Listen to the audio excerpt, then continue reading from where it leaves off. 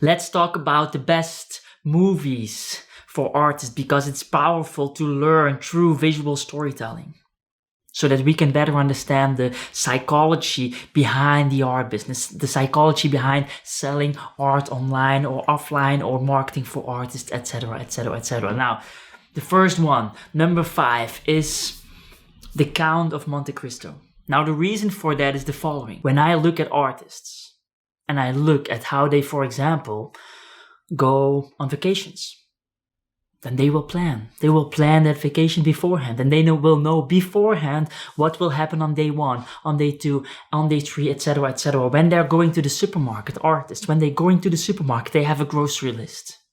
They know exactly what they want from that supermarket, and they go and they get it, and etc., etc. And what I realized is that people, artists, put more time in planning a supermarket visit or planning their travels than they plan their art career. And so most artists don't even have a plan for their art career, and that's a fundamental mistake in how you treat your career as an artist. And so planning is foundational. And so that's why this first movie is number 5, The Count of Monte Cristo.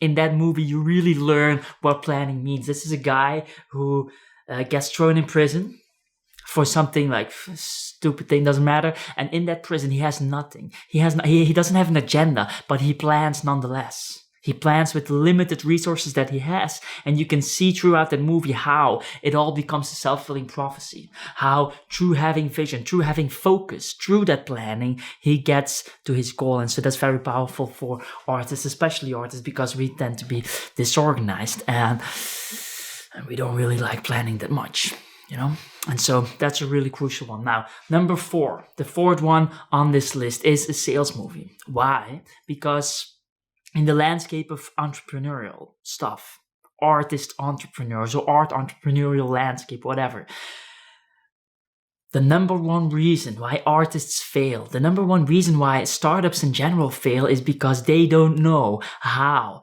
to make money. They don't know how to sell. And so this is especially true for artists, because as artists, we like to glorify even not selling. Not selling is glorified in the art world because it makes you original and misunderstood and all of those crappy things that doesn't matter. And so a lot of artists actually don't really know how to sell and don't try to learn it, but it's one of the most fundamental skills. And so the fourth one on this list is, well, I was doubting Roger Dodger or The Wolf of Wall Street or like The Tower of Steve or something. So yeah, you can go for any of those 3 actually. This brings us smoothly to the third one on this list, The Joneses. Why? Because it's a movie about marketing for artists. It's a movie about selling art online or selling art in general. And it's very powerful because it deals with the subtle sales tactics, the subtle marketing tactics that are being played in the high-end art market. These tactics are the tactics that are being used by Sotheby's, by Christie's, etc., etc., etc. And so when watching this movie, you will understand the role of market mavens, of sneezers, of connectors in the art market. You will understand how hyperinflation happens. Why one collector buys a particular piece and then suddenly a lot of other collectors want it as well. You will understand the psychology behind it, and that's essential for your art career, of course. And you will understand also stealth marketing tactics, like really subtle but powerful marketing tactics that are not being used in the majority of the world because the prices of the object there are just too cheap. And these are even marketing tricks / sales tricks that are being used in, for example, one that I always remember for some reason is the BlackBerry story. Like BlackBerries, one of the ways they sold those things was by hiring hot girls to go to the fancy bars where a lot of business rich guys were hanging out. And then these fancy girls would go to the rich boys, the rich business leaders who had Blackberries, and asked them all types of stuff about Blackberries. And as a result, the people or the business guys who didn't have those Blackberries, they saw all the Blackberries and the girls are interested. Oh, nice. Perhaps I should take a Blackberry as well. And then they started to marketing and selling it in that high-end space. The Blackberry for a long time was the business phone that you needed if you wanted to be a business person. And so, or if you wanted to flex and pretend that you're a business person. And so this worked. These stealth marketing tricks, they work, and they are being played in much more subtle ways in the art world. And so you really have to understand those principles. Now, the second one in this, we're almost at the last one. We're almost at the end of this video. The second place, or whatever place, I don't really know if it's a place, but this is the fourth movie that I want to talk about is a movie. It's not really a movie, it's actually more like a series, but the psychology of it matters, because as artists we are expected to kind of be, to some extent at least, a little bit visionary, understand the future, and make art that is in line with the present and hopefully in line with the future as well. And so you have to kind of let your mind be influenced by futuristic things. So this is not a sci-fi series or anything, but it's a very realistic series about the future. Of course, I'm talking about Black Mirror. Now, the power of watching that a few times is just that you start thinking about it. And those thoughts compound over time. If you understand the eighth world wonder, or at least what Einstein would call the eighth world wonder, which was compound interest, you understand how powerful it is to already start thinking about it as soon as possible, so those thoughts can compound over time. Now, the last one, the ultimate art movie, is also the most provocative one. It's the one that is, at first sight, has nothing to do with art. Nothing. Zero. But when you look closer, it has everything to do with art. It completely captures why we still remember Da Vinci, for example. Why we still remember the great artists from hundreds of years ago. The last one on this list is the movie Gladiator. Now, I know what you're thinking. What? Gladiator as a movie for artists? That makes no sense. Let me explain it for a moment so you understand. Now, first things first, this movie is about integrity. And in the art world, one of the biggest, if not the biggest currency of them all, is integrity to start off with. We deal and make deals and make agreements based on trust, based on people that we relate to and trust.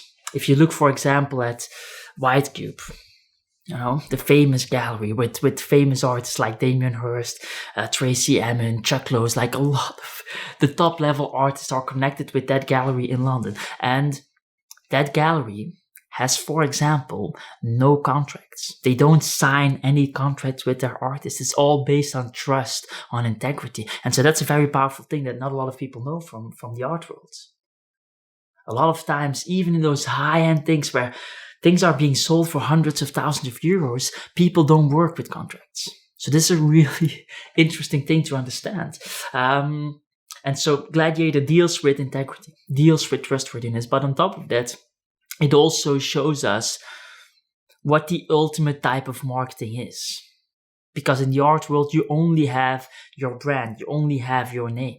A lot of entrepreneurs now, a lot of people in general talk about, and this will probably clarify it a little bit, they talk about their funeral and that they want to have the most amount of people showing up at their funeral, that then their life was a success. And I think about that a lot. And I think that's a powerful thought. Now, in the art world, that gets a new breadth. Because, for example, if you look, for example, at Leonardo da Vinci, people are still lining up for his funeral in museums. People are still lining up for his creations. Same with a lot of other artists. Van Gogh, like, people are still lining up. People are still carrying their names. And so in the art world, it is all about that. If you can make sure that people will line up at your funeral and will keep on doing that for eternity, then the collectors will already know that. in your lifetime. They will know, they will feel that. And so that always, or almost always, except for Van Gogh, resonates through a lot of success in your life as well. And so in the Gladiator, we see that happening. We see that happening. The guy is being carried out the stadium after he dies, and the emperor is lying there on the fucking ground, like they leave him alone, and they carry Maximus. And so this is very interesting, powerful thing to realize. Like, why are they carrying him? Why? Because of what he did in his life, because of his values, because of his integrity, because of the way he treated people, because of the way he defended people, because of etc., etc., etc. And so people look up to those things. People connect with those things. Those values matter, and they definitely also matter in the art world. If you can become that person, you can guarantee a particular price point for your art. You can guarantee a particular price point for your art. Having a name is the most important thing in the art world. Your signature is the only thing. First, Maximus builds a name as the leader of the army, and then as a slave, he does it again. He does it again. Why? Because he knows how. He knows how to build a name out of his personality.